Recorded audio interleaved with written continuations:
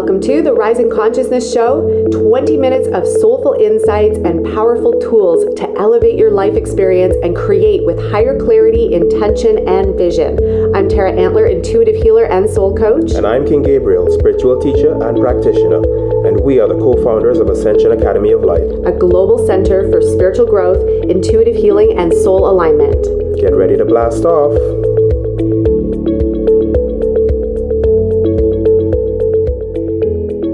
Welcome back. We are super grateful to be here with you for another episode of the Rising Consciousness Show. Today we are talking about the consciousness of money, a very important conversation I think that everybody needs to have, children, adults, and everyone in between, so that we have a different relationship with money. I mean, we're interacting with money all day long. You are utilizing money all day long to pay your bills, to take money out of the bank machine. You use your card, you have your credit cards to pay for your vehicle, your gas, your food, your services, your coaches, your mentors, et cetera, et cetera, et cetera.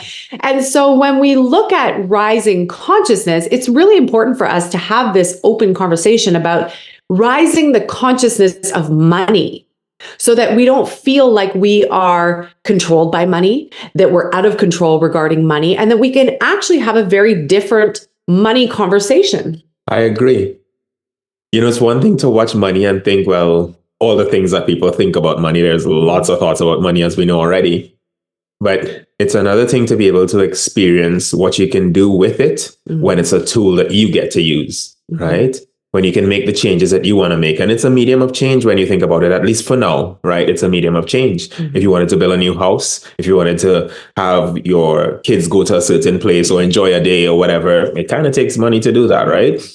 So really and truly, it's a tool. And if we can get into that a bit more and see what we can do with that to have that come and flow easily to us instead of us stressing and straining to have it come, that would help. Yes. 100%. Yeah. And so it's time for a new conversation. This is where we want to kick off, is it's time for a new conversation, because we know there's all these old conversations about money, scarcity, strain, budget, savings, debt. There's all these old conversations about money. Today we're not going to linger on that. We want to talk about a higher conversation about money. So let's first talk about what is money. We talk about this a lot in our Thrive in Fives. Whenever you've attended one of our Thrive in Five workshops, or if you haven't yet, we do these quarterly free workshops, Thrive in Five. And one of them every year is all about money and changing the relationship to money. But let's give a synopsis. What is money? Money, like I just said in a little discourse I had with myself there, apparently. What is money? Money is a medium of change within this place we're in, right? If you want to do anything within this place, right, with others, it has to have some form of exchange so that they feel valued for what they're doing as well. Right? Now, you could be a great enroller and enroll people in something for what they can get out of it, and they might not want money for that. That's one way around it. But really, it's just a simple way of keeping the value equal between the people that are participating in whatever you have as a vision or you have as a mission.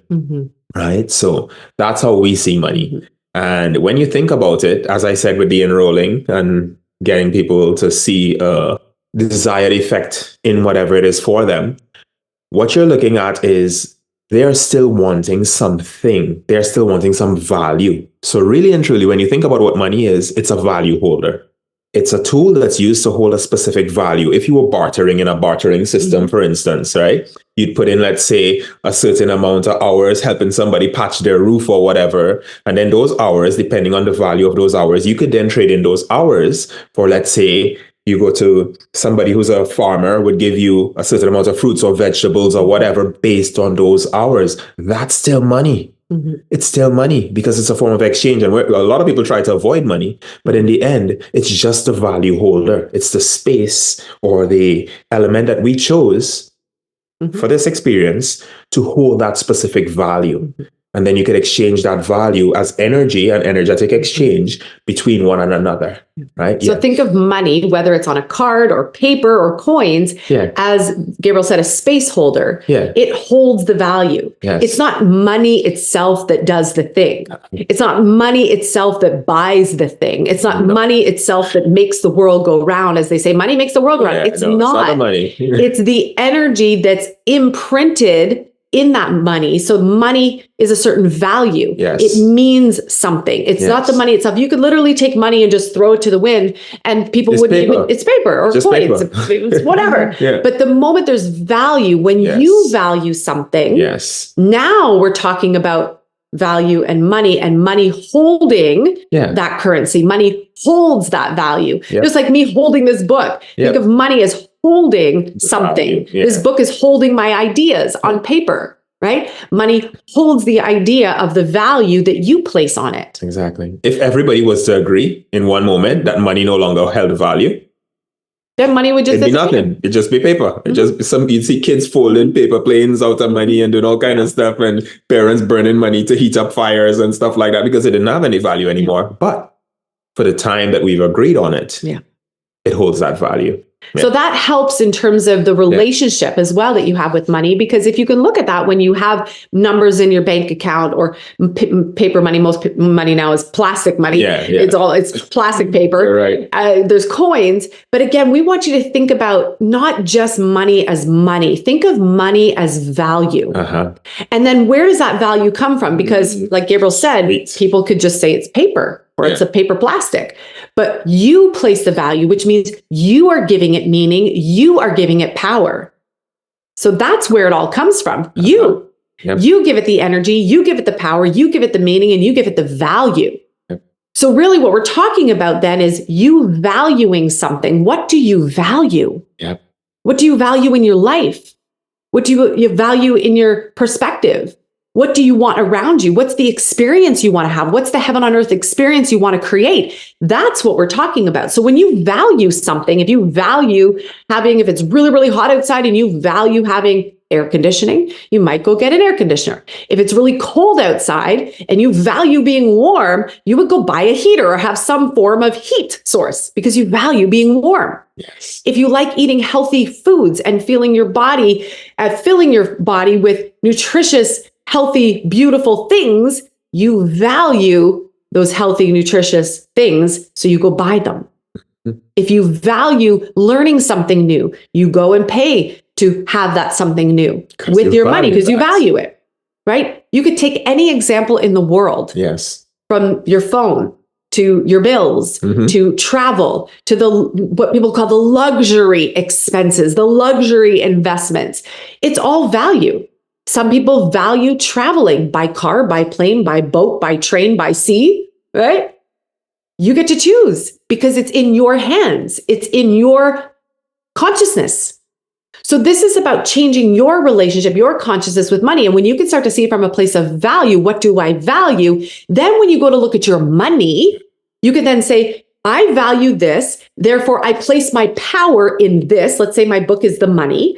I place my value, what I love, what I value to be awesome in this money now, in this book.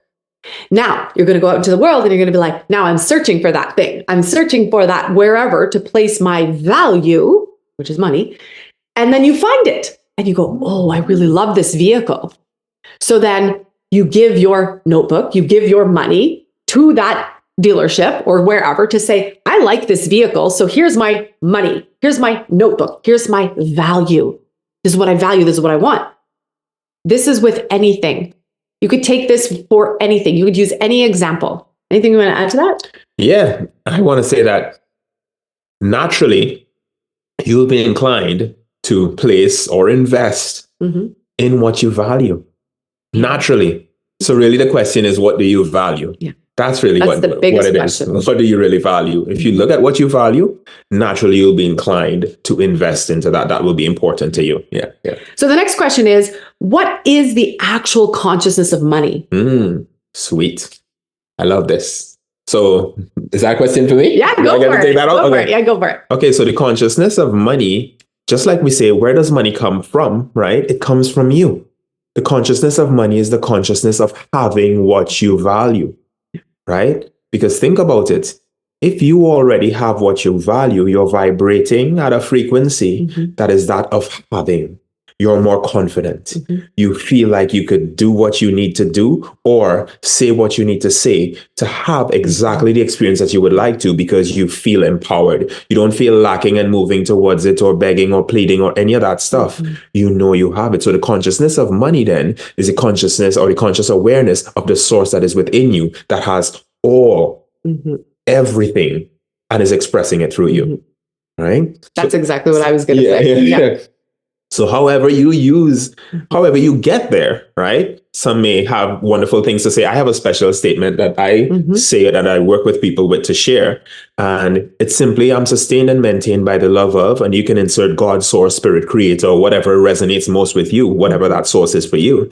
But when you get into that space and you feel that, right? What you're doing is allowing yourself to start to receive what's already there. You're starting to express more so what's already there. You're consciously aware of your abundance. You're consciously aware of what you have within, right? So this is the thing. This is a consciousness, because consciousness is all you believe and accept as true. We know that already. All of us know that already, right? It's what you believe and accept as true. So if you believe and accept that this universe, source, spirit, creator is actually supporting you and you are walking in that and living that, won't that be expressed as your life and as your experience? And then money itself will come and will fill the gaps exactly where it needs to, because that is what you've agreed to as the way that you express your value, right? Yeah. And I would just add to that for me, the consciousness of money really depends on you. Yes. So if my consciousness is elevated, then how I'm going to view anything, including money, will be elevated. If my consciousness maybe sits a little lower, maybe I'm sitting in scarcity or fear or worry or concern or shame on any level, then that same consciousness will then have to be placed on money too. See, we're the power. So when we know that about ourselves, and I say this to our community all the time, you are so powerful. They hear it from me 1,000 times minimum per year. When you recognize your power and you recognize that you're the thing that's generating the thing, you're generating the consciousness. If my consciousness is that of fear or scarcity or worry or shame, that's not just going to show up in money. That's going to show up in relationships. That's going to show up in other areas of my life because it's coming from me. So then it does us great service to do that internal healing work, to clean up whatever we've got going on, whatever stories we have said about ourselves or other people have said about us, to clean house so that none of that is being placed on the consciousness, right? None of that is being placed on money, for example. So it's all dependent upon you. So the consciousness, the money is dependent upon you. You could take 50 people, you could take 50 million people, and they all have a very different consciousness of money. Why? They might have learned the same thing. Maybe they didn't. Either way, if you taught them, if you said to them, money is energy, and you just left it at that, the consciousness of each person would change how money shows up. Yeah. Right? So you could take even 50 people that have the exact same, there goes my pen. There it goes. You could take the exact same, let's say, teachings. People have learned the exact same thing about money. And yet when you enter in the money conversation, the individual consciousness will determine what comes next about money. So you could take somebody who has a really high consciousness about money. They're like, I love money. I have such a great relationship with it. There's a really beautiful experience. So money shows up in a really beautiful way. It's a beautiful happening. There's beautiful flow. Then you could take someone else on the other end of that spectrum who has maybe scarcity coming up or fear about money, or maybe they don't have a healthy relationship with money. And all of a sudden money is kind of hit and miss, feast or famine, shows up and then goes away because of the relationship, because of the consciousness that's within the self. So again, if you want to change how money comes into your life and how it flows, it does us great service, because that was the next question that I have. Why is it so important now to increase our consciousness when it comes to money? And I would say because, and then I'd love for you to answer this as well. For me, I think it's really important for us to do that, because if we want to have great abundance, great life, create the best experience ever, create the heaven on earth, we, at least in this version of the game that we're playing on earth, we utilize money. So we want to have the money, we want to have the resources, we want to have the abundance to be able to do the things that we want to do and not feel limited and not feel capped. So this is why it's so important for us to change our consciousness, because again, if consciousness helps with creating the value, which is then placed on money, I want to make sure that I'm clear on my value and I'm clear on my consciousness, so that when that gets placed automatically on money, I'm in the clear. Yeah. It's like playing by slightly different rules in the same game, right? You make up your own rules as you go, right? And you have the opportunity to do that when you break free from the old rules, right? So the way I view this money thing too is like, I had to bring it back to a sport because, you know, I love sports, right? So it's like swimming, right? Water to a swimmer is something different than water to a regular person who just drinks water and deals with it in that way. To the swimmer, water is this wonderful thing that you dive into, that pushes you, that you push on, that you feel, that you move and maneuver. And it teaches you about yourself because you feel how you move through that medium. You feel yourself in that medium. To the average person who doesn't really swim or do any of those things, water is just something to quench your thirst, take a shower once in a while or whatever, right? But it's a whole different experience of that thing, even though the words that I say from the outside of it won't necessarily make perfect sense unless you're in it, right? There is a distinction there.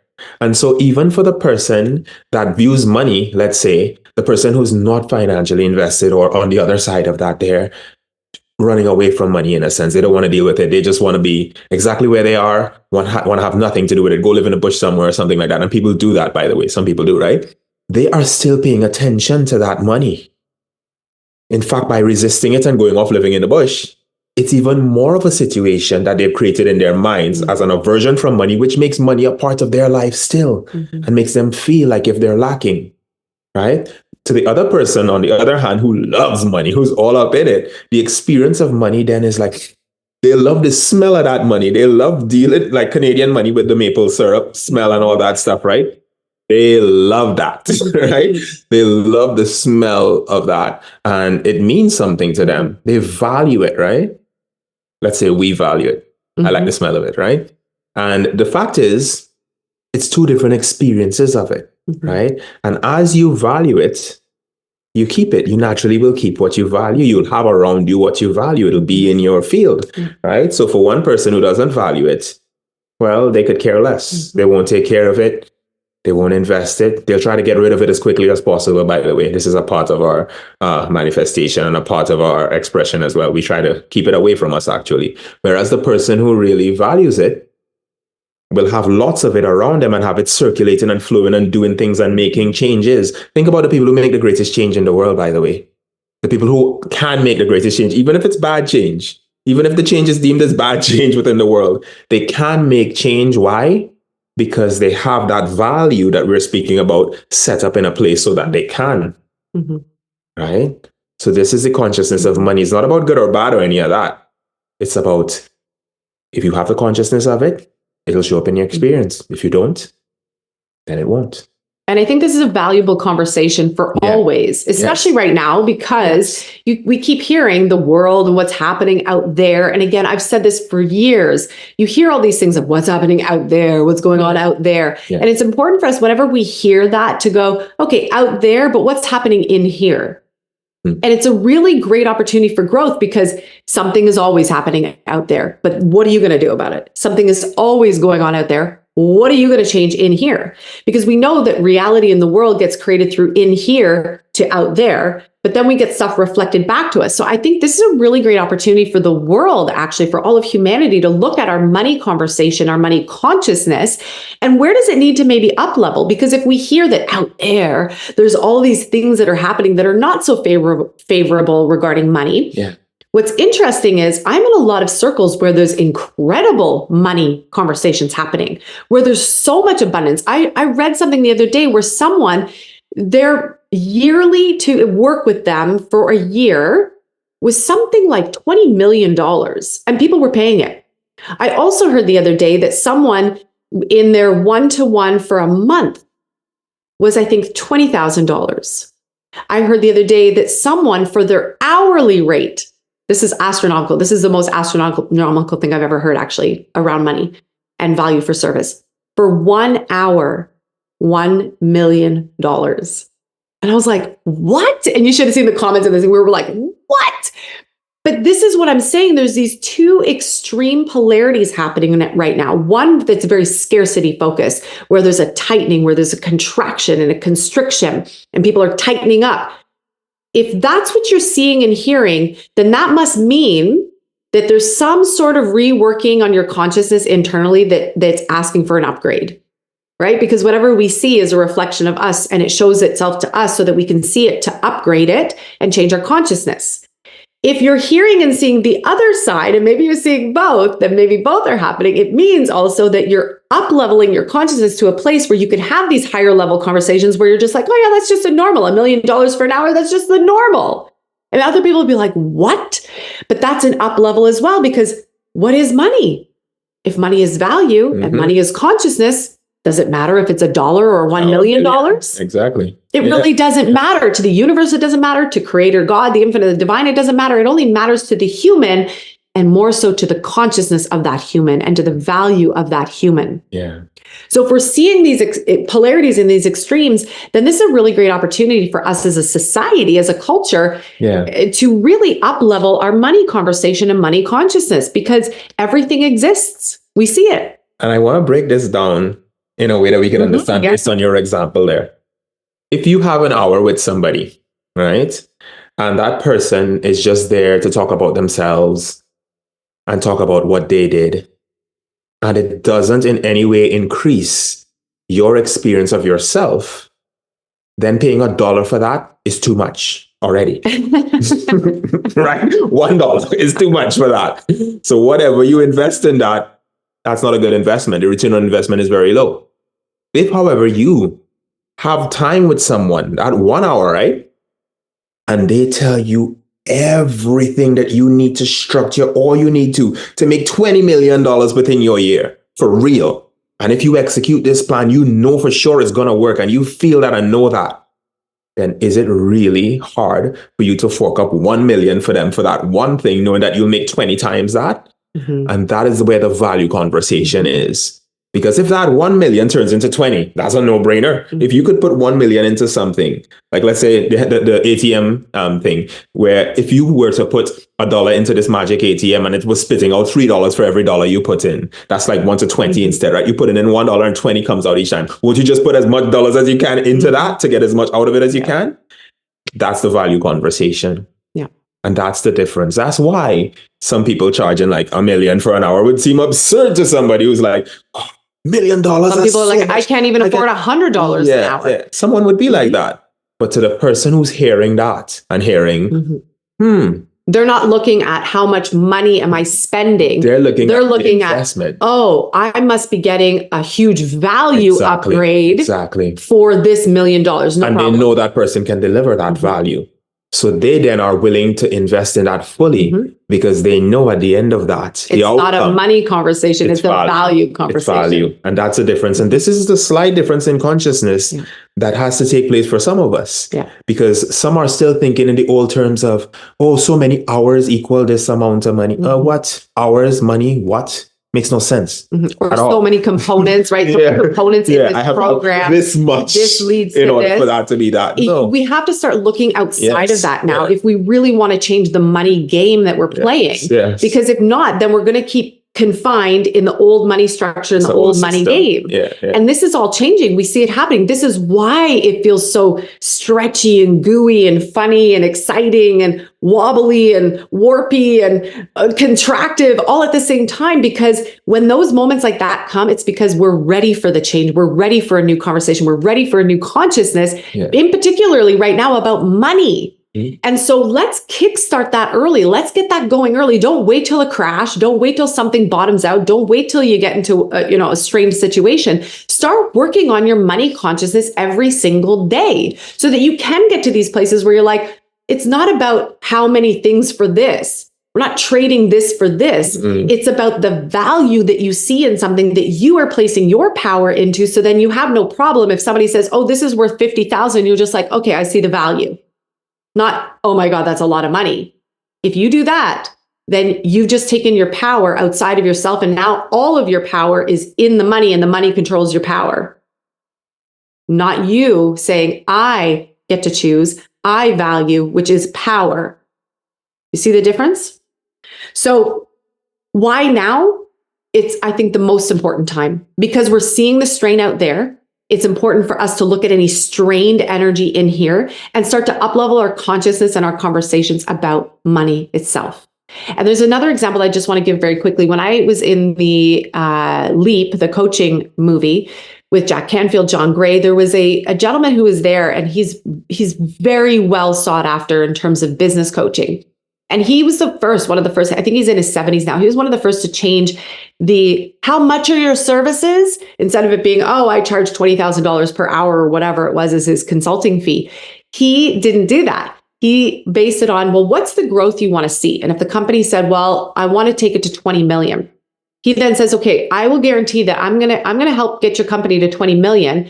And when you reach that 20 million, you're going to pay me 10%. Mm-hmm. Is that fair? And they're like, yeah, for sure.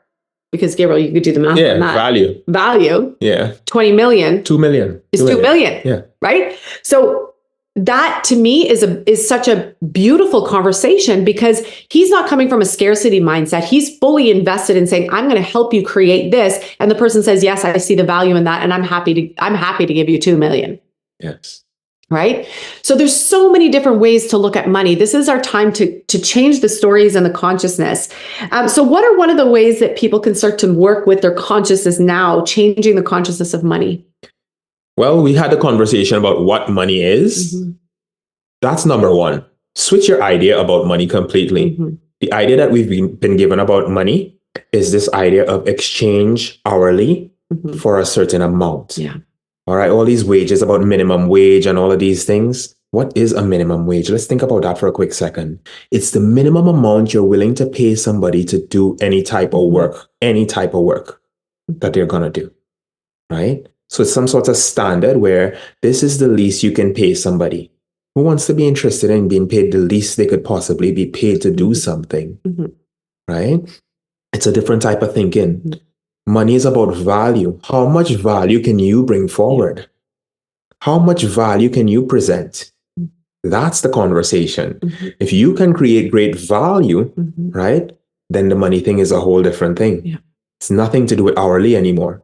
Mm-hmm. It's what service am I bringing forward? What product, what value am I bringing? How am I helping? How am I serving? Mm-hmm. And then that is a whole different consciousness. What am I bringing forward? And I want to see that in a form mm-hmm. that appreciates and continues to grow. Mm-hmm. I bring more value, therefore I express more money. Mm-hmm. I create more money, mm-hmm. literally. Mm-hmm. Right? So that's a 2 right there. Number 1, mm-hmm. switch out of the minimum thinking idea. If there's anything regarding that in you anymore, let go of that idea of money completely. Right? Let go of it. If you see it anywhere, that's not what money's about. Mm-hmm. Money's about value. And switch that to what value can I bring forward?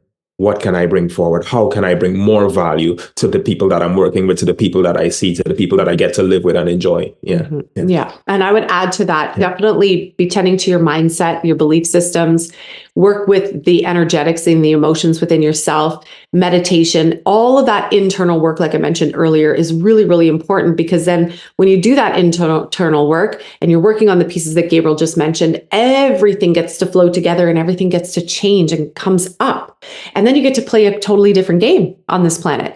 I would also add on there that opening yourself up to more money possibilities is really, really important. And maybe that starts with setting that intention. I set that intention all the time. Spiritualist Creator, open me to new money possibilities, right? As I'm tending to those different things that we just talked about, I'm always opening up to more possibilities because I want to be in vibrational harmony and alignment with bigger energies that are coming in. So I want to set that intention. And I find every single time that I do, wonderful things start to come in.